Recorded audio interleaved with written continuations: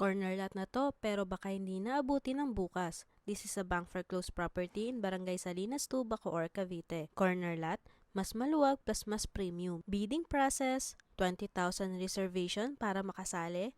As is where is. Deadline, April 10, 5 p.m. only. Kapag hindi ka nakasubmit, automatic out ka na. Check mo to. Lot area 63 square meter, floor area 40 square meter, 2 bedrooms, 1 toilet and bath. Corner lot plus good lot size equals perfect for expansion or investment.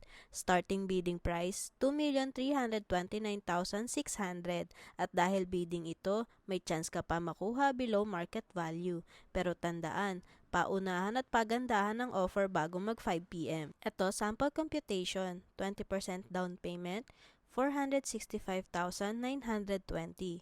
80% balance, 1,863,680. 15 years to pay, monthly around 20,500 to 23,000 per month. Estimated required income, 55,000 to 75,000 per month household income. Pwede combined income para mas mataas approval. Important reminders, transfer of title is not included. As is where is, need mo i-check actual unit. Bidding, hindi guaranteed, kailangan strategic ang offer. Pero tutulungan namin kayo step by step. Kung gusto mong magkaroon ng corner lot sa Bacoor, April 10, 5 p.m. deadline. 20k lang para makasali sa bidding.